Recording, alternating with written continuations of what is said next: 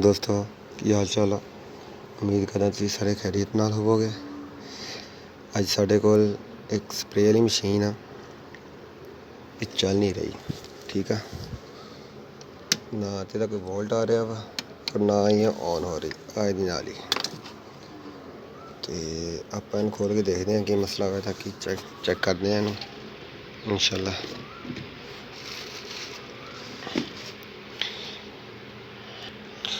दोस्तों के पेज मैं खोल लिया सारे वीडियो पॉज करके ताकि टाइम ना ज़ाया हो ज़्यादा साडा।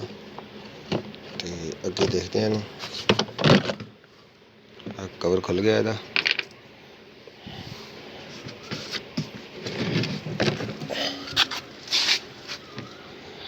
आ दोस्तों डबल पंप है, डबल पंप वाली मशीन है।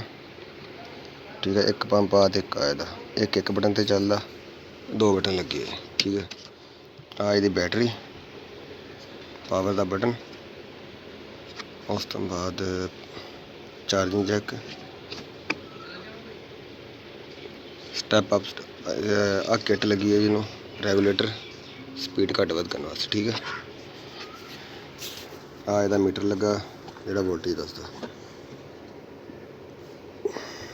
देखो दोस्तों, आ इतों इसकी बैटरी फुली हुई है, अब ब्लास्ट होया बैटरी पाटी है।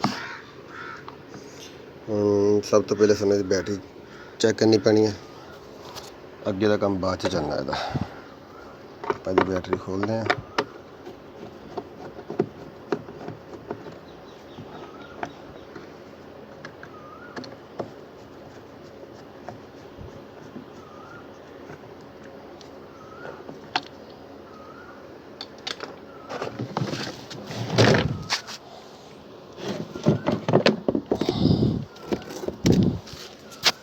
देखो दोस्तों, इसकी बैटरी तो फट, बैटरी पट गई थी तो शायद इसी वजह में चलते आप वोल्ट चेक करते हैं फिर कन्फर्म हो जाऊगा।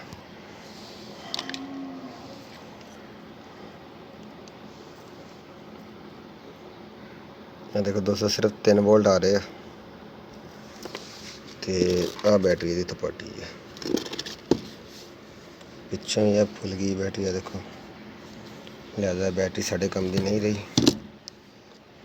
आप फिलहाल बैटरी चेंज करके देखते हैं, तो अगे अगर इनको मसला है तो फिर बाद च पता लगेगा। चलो बैटरी चेंज करते हैं।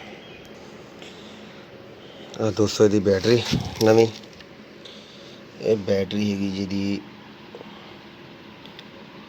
वोल्टेज ये है जी 13.6 तो 13.8 तक, और एम्पेयर है 14 सॉरी वोल्ट 14.5 तो 14.9 तक।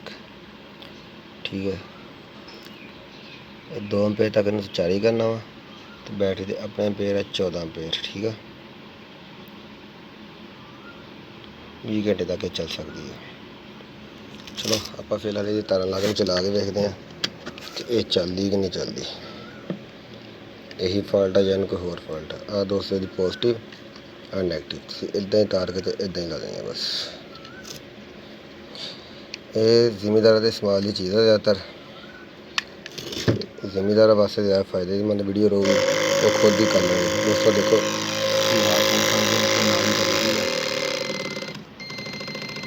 चलिए अपना रेगूलेटर तो। ठीक है, आए वोल्ट चेक करो,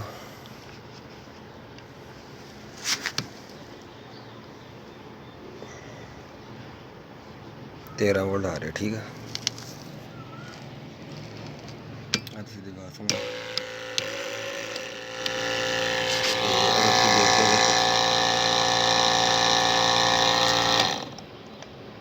देख पंप चलिया, दूसरा पंप चल गया,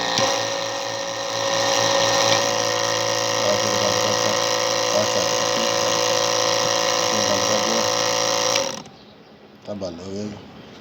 पंप चलाने का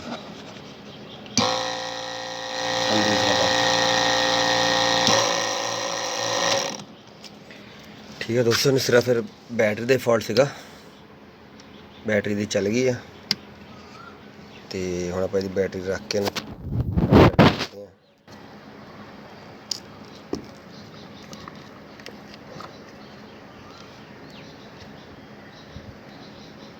इसकी तारा ढिलियाँ थोड़ा टाइट कर लिए। तो दोस्तों अपन हम बंद करिए, बंद करके पानी पा के चेक करते हैं।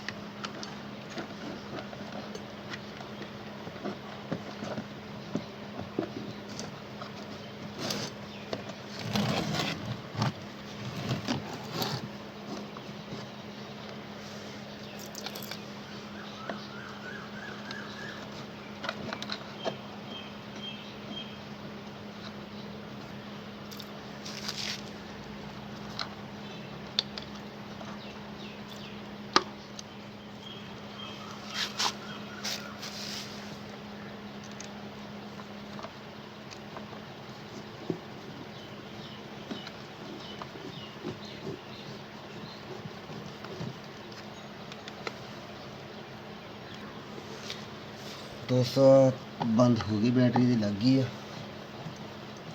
हुण असीं इहदा लाउने बैक कवर। ठीक है,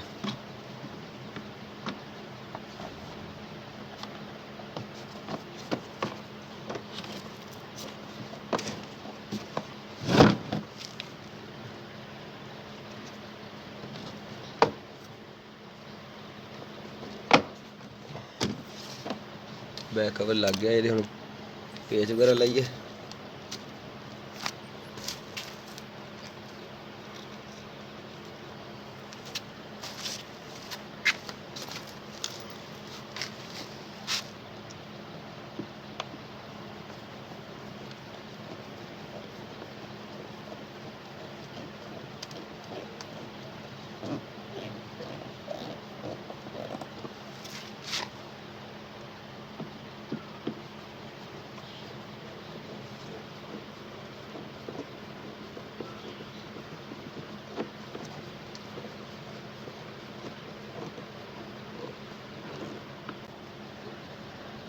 ਇਹਦੇ ਅਸੀਂ ਪੇਜ ਵਗੈਰਾ ਲਾ ਲਿਆ ਸਾਰੇ। ਹੁਣ ਇਹਨੂੰ ਪਾਣੀ ਪਾ ਕੇ ਚਲਾ ਕੇ ਚੈੱਕ ਕਰਦੇ ਹਾਂ। ਠੀਕ ਹੈ, ਇਹ ਕੀ ਕਰਦੀ ਸਾਡੇ ਨਾਲ।